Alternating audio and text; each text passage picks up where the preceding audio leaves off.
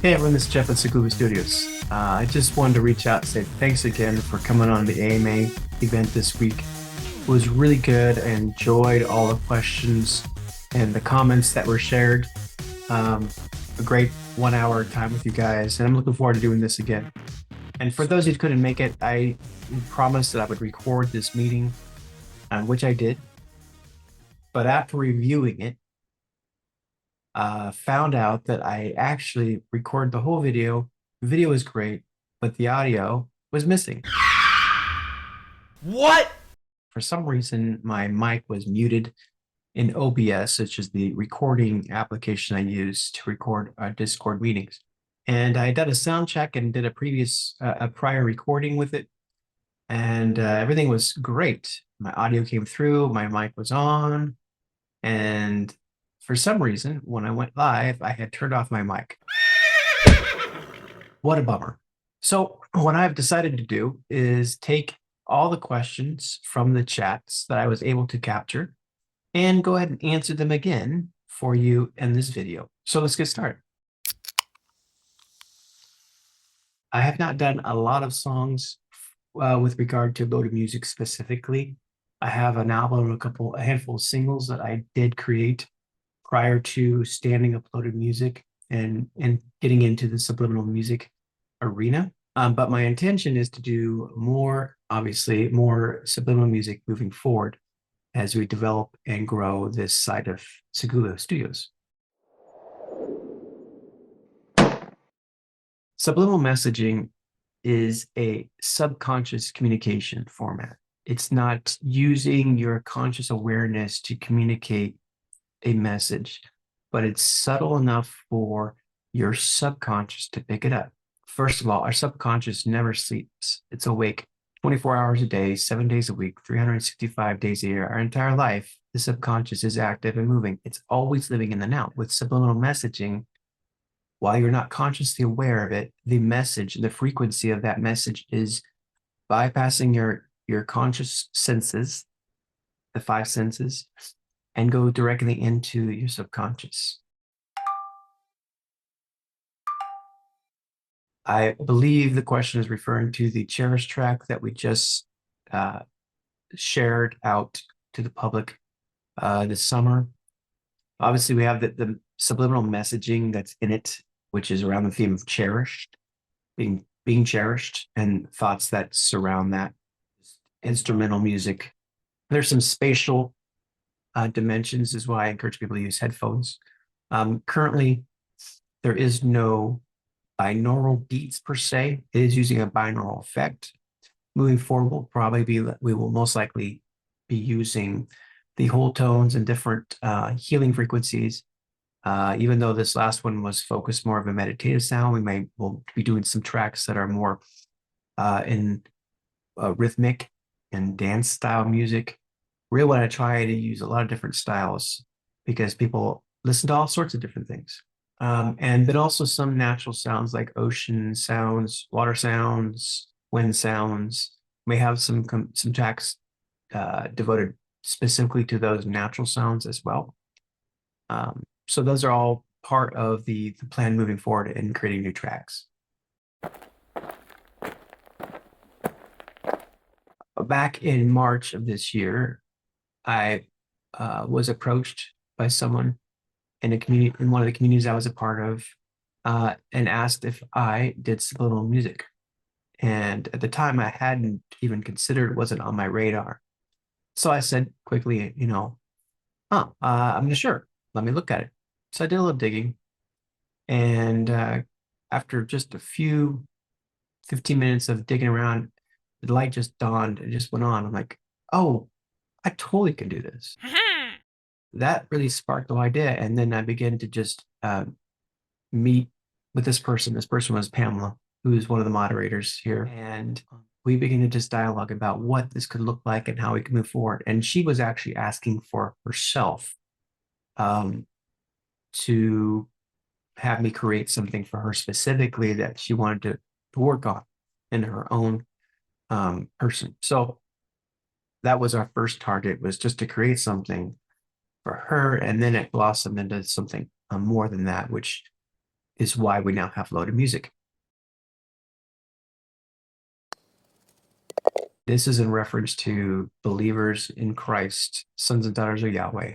Are they doing this sort of subliminal messaging in music? Plenty of use of the binaural frequencies, the healing frequencies, and other tools that leverage frequencies for healing, but I do not know of anybody currently in my sphere of influence that is using this. And I think it's really a valuable tool, and I'm leveraging it for really bringing people into relationship with Christ, but a gateway. And as every tool is used as a gateway, ultimately to connect to the original source, which is Yahweh, our Father. Old wineskins is a terminology for those who don't know of other formats, previous formats, and methodologies and programs of Christianity, the church. Do they believe it's a bit new aged? I would say yes. Certainly, there has been a stigmatism in the church for well, I shouldn't say centuries, for decades, with regards to subliminal messaging. I remember back in the 80s and 70s, where there was a big push with all the backmasking and a lot of rock music that had subliminal messages, and how the devil was in the work, and these big burn parties, people burning their records because of the subliminal messages that were in there. So there's definitely some of that stigmatism attached to it. But the reality is subliminal messaging is active.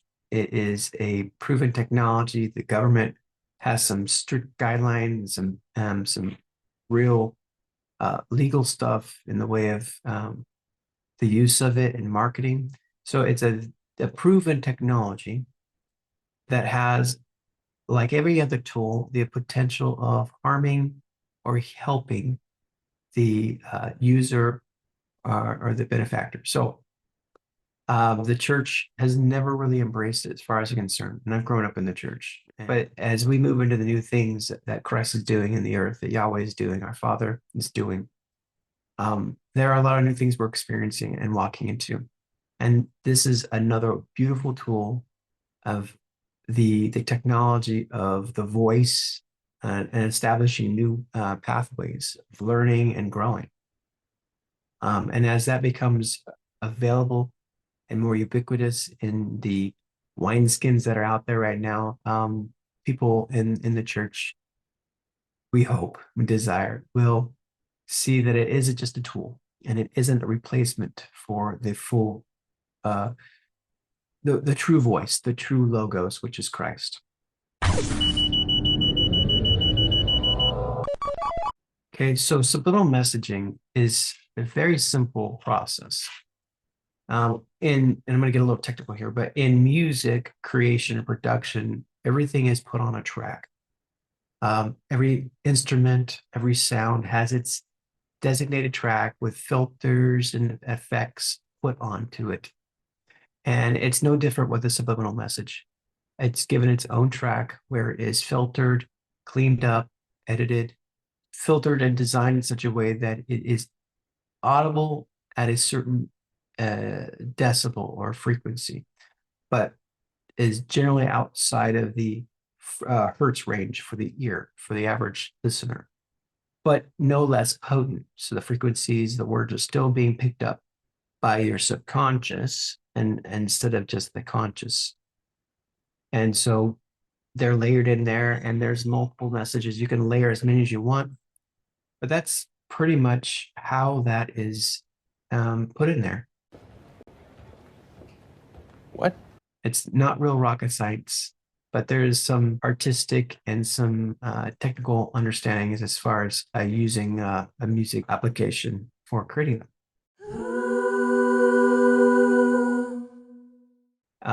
Currently, Cherished is the voice of Pamela, who used her own voice to speak her own affirmations over herself so that she would get the greatest benefit of her own voice speaking the affirmations over her being, over subconscious. And we really prefer to do that. Down the road, we're going to be able to allow our listeners to create their own subliminals, their own affirmations with their own voice, and then with those custom affirmations, insert them into the music themselves so that their own voice is speaking over them. There's so much power in the voice. And over the next year, as we have different kind of meetings, I'm going to talk about the value, the power of the voice and its implications on the transformation of our soul and body, and the implications of creating and breathing creation out of our own voice. We strive to make sure the music isn't interfering or agitating or blocking the ability for the onboarding of the message. So there's a couple things that I do just artistically.